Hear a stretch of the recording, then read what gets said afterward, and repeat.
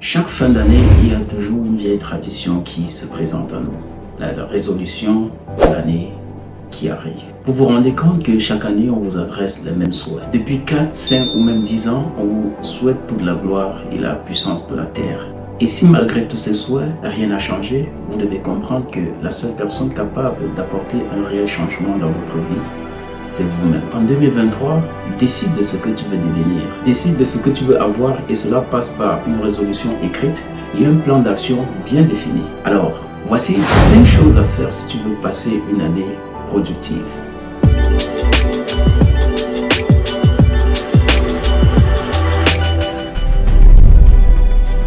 La première chose à faire, c'est de terminer l'année avec un sentiment de gratitude. Peu importe la manière dont vous terminez l'année, il faut toujours avoir un sentiment de gratitude et de rendre grâce. Remercier et avoir un sentiment de gratitude pour les choses que vous avez accomplies ou pas. Bien commencer son année, c'est d'abord se contenter de ce que l'on a.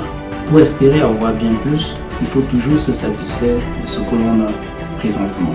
Vous savez, avoir un sentiment de gratitude, c'est pas simplement se concentrer sur ce qui a marché ou bien les choses positives.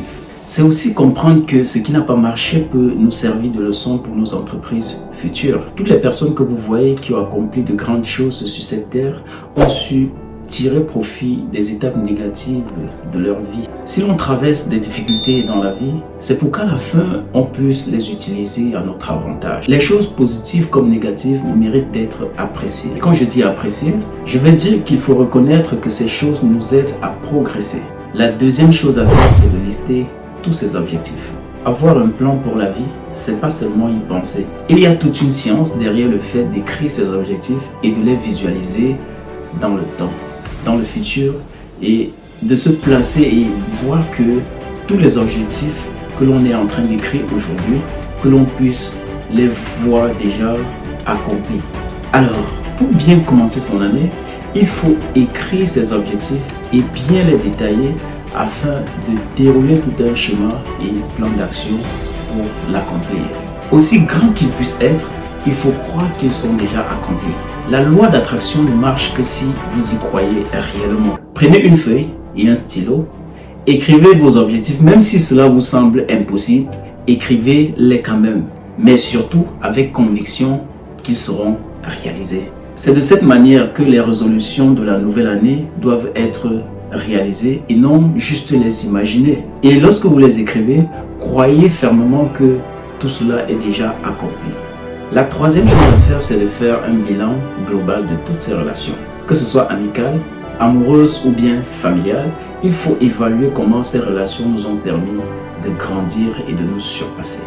Comment elles ont contribué à notre changement? Bien évidemment, cela peut être positif comme négatif.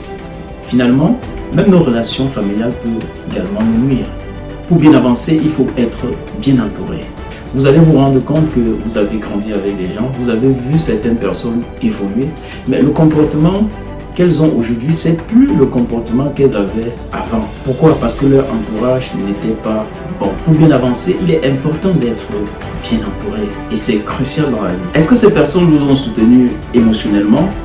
Pour bien dire, la famille, les amis, parce que les amis et la famille ne sont pas simplement là pour vous soutenir matériellement. Ils sont là aussi pour vous soutenir moralement. Quand vous avez des problèmes, des soucis, est-ce qu'ils sont là à vos côtés? Ou bien est-ce que c'est eux qui sont au contraire à la cause de vos peines? Il est inutile d'avoir 500 amis si au final, lorsque vous avez des soucis, vous êtes tout seul. Ne donnez pas votre énergie à ceux qui ne contribuent pas à votre développement. Votre entourage est très important. Alors, il faut faire le tri dans votre vie. Si certaines personnes méritent d'être lâchées, il ne faut pas hésiter. Le quatrième point, c'est de s'engager à effectuer une activité physique régulière. Que ce soit 30 minutes ou 12 heures par semaine, il est toujours important de commencer et de continuer. Si vous n'avez pas l'habitude de pratiquer une activité physique, commencez avec quelque chose de simple et augmentez la fréquence au fur et à mesure. L'essentiel, c'est d'avoir la discipline pour continuer. Vous savez, la discipline dans la vie se construit de manière graduelle. Le sport est un moyen pour cultiver la discipline chez vous. Mais c'est également bon pour votre santé. Il faut pratiquer une activité physique même si vous commencez par une marche de 5 minutes par jour. Et si vous n'abandonnez pas, sachez que là, vous êtes en train de construire votre vie. Cela va au-delà du sport et c'est votre mental qui devient plus fort. Cinquième et dernier point, il faut compter sur soi-même. Changer sa vie, c'est décider de devenir le propre architecte de sa vie. C'est choisir de ne compter sur personne. Parce que lorsqu'on compte sur les gens, on a choisi la déception. Et lorsqu'on compte sur quelqu'un d'autre que nous, on devient presque son esclave. La meilleure manière de changer ta vie, c'est de devenir le décideur et le maître de ta vie. Mon grand frère avait l'habitude de dire que, mis à part tes parents, personne n'a l'obligation de t'apporter son aide. Moi, je vous le dis en vérité, si vous êtes adulte dans ce monde et que certaines choses ne marchent pas dans votre vie, vous êtes le seul coupable. Soyez conscient et regardez au fond de vous pourquoi votre vie est ainsi. Cela peut sembler méchant, mais si vous êtes là où vous êtes aujourd'hui, c'est à cause de vous. Il est inutile de dire telle personne ne m'a pas aidé ou bien j'ai mis mon espoir sur tel autre. Il faut prendre action et savoir que les gens ne sont pas obligés de vous aider. Si vous n'êtes pas maître de votre vie, personne ne le sera à votre place. Il faut vous lever et aller chercher ce que vous voulez. Merci d'avoir regardé la vidéo jusqu'à la fin. Abonnez-vous, activez la cloche de notification pour ne rater aucune des prochaines publications qui seront faites les prochaines semaines. Merci et à très bientôt sur MK Motivation.